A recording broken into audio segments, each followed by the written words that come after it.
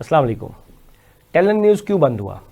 ये वो खबर है जो इस वक्त सोशल मीडिया पे छाई हुई है और हर तरह के अफराद इसके ऊपर मुख्तलिफ तज्जियात दे रहे हैं। कोई शख्सियात को मोर्द इल्ज़ाम ठहरा रहा है तो कोई मालकान को। मैं यहाँ पे कुछ चीज़ें आप सबको बताना चाहता हूँ कि क्योंकि ये खबर वैसे तो तकरीबन एक साल से हम मुख्तलिफ बहानों से सुन रहे थे कि ये आज बंद हुआ, कल बंद हुआ, लेकिन आप कह लें कि फॉर प्रिसाइज कि ये 3 महीने से ये खबरें मुझ तक पहुँच रही थी कि ये जी इसके सिकुड़ने के इम्कान है, इसको बंद किया जा रहा है।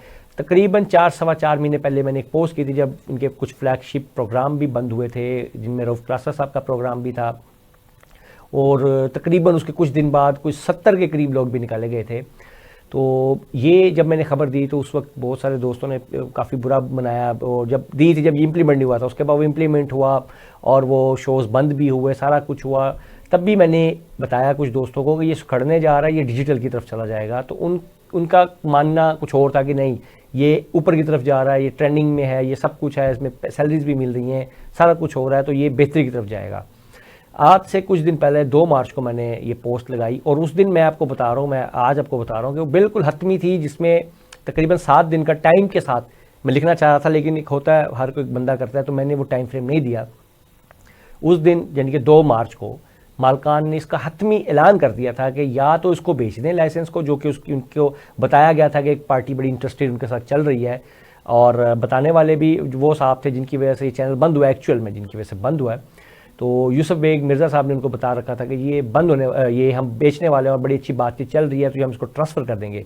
लेकिन जब वो मालिक को, वो जिसे कहते हैं ना, चार सके तो उन्होंने चारा, लेकिन 2 मार्च को मालिक ने उनको हतमी तौर पे कहा या तो ये चैनल बंद होगा, ये चैनल, या तो उसको बेच दें।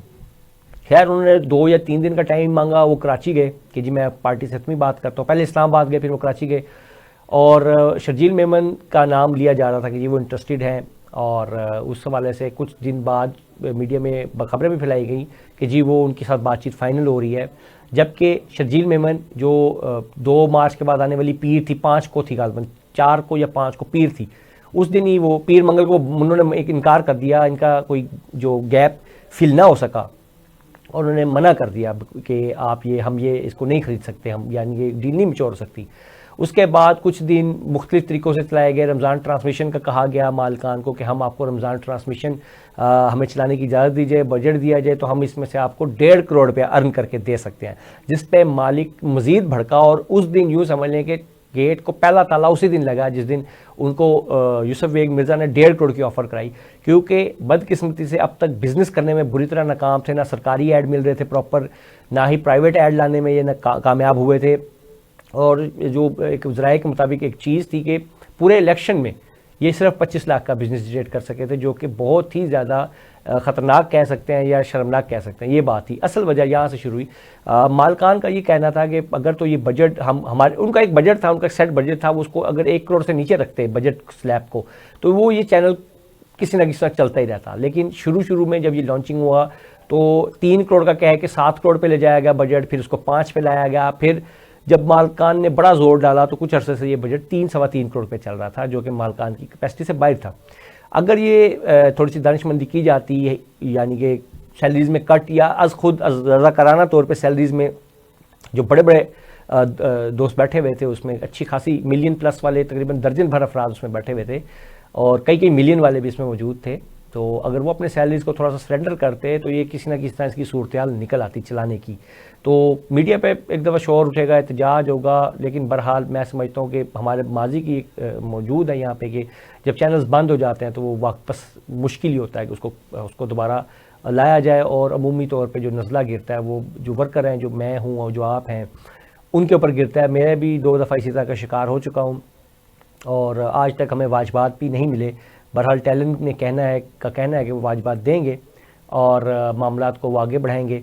अब मज़ीद जो चैनल है वो इस वक्त डिजिटल की शेप में चलाया जाएगा, और लाहौर से ही कुछ अमला, फ्रेशर और कुछ इस तरह की चीज़ें रखी जाएंगी ताकि उसको एक मुकम्मल डिजिटल चैनल के तौर पर चलाया जाए। उसमें कुछ ना कुछ रोज़गार के मौके पैदा होंगे। बहरहाल मैं समझता हूँ ये बड़ी बदकिस्मती है, ये ऐसा नहीं होना चाहिए था। लेकिन इसमें हमें, अगर हमारे बड़े उस वक्त संजीदगी का मुजाहरा करते, थोड़ा सा दूरअंदेशी का मुजाहरा करते, चीज़ों को मुख्तलिफ एंगल से लेके चलते, तो हालात मुख्तलिफ होते और चैनल बच जाता, हम इस तरह के डिज़ास्टर का शिकार ना होते। आखिर में ये कि एक अच्छी खबर ये है कि 3 से 4 चैनल मज़ीद जो हैं आने वाले हैं, हायरिंग शुरू करने वाले हैं या आने वाले हैं मार्केट में। 89 न्यूज़ है, बहुत बड़ा पैमाने पे तो नहीं आएगा, लेकिन जिस पैमाने पे भी आएगा वो रोज़गार का अच्छा सिलसिला बनेगा। न्यूज़ 1 लाहौर शिफ्ट हो रहा है और यहाँ से उसका हेड ऑफिस ऑपरेट करना शुरू कर देगा अगले महीने, तो वहाँ भी हायरिंग होगी। समा नया चैनल लॉन्च करने जा रहा है और उसके लिए भी हायरिंग जल्द शुरू हो जाएगी। और सुना है कि और टीवी जो है उसके हवाले से भी हायरिंग, वो काफ़ी अर्से से हम बातें तो सुन रहे हैं, लेकिन उसकी हायरिंग भी जल्द शुरू होने जा रही है। तो शायद जो हमारे दोस्त तकरीबन 200 प्लस हैं, इंशाल्लाह वो सब इन चैनल्स में एडजस्ट हो जाएंगे। बहरहाल ख्वाहिश है कि जो अहबाब भी इन नए चैनल्स की भागदौड़ संभालें तो इसको हकीकत के मुताबिक, एक होता ना एक ज़मीनी हक़ाइक़ के मुताबिक डिज़ाइन करें, ना कि दोस्तों को नवाजें और भारी तनख्वाहें लें और जो मासूम वर्कर हैं, छोटे वर्कर हैं, वो 6 महीने बाद उसका नतीजा भुगतें। इजाज़त दीजिए, अल्लाह हाफ़िज़।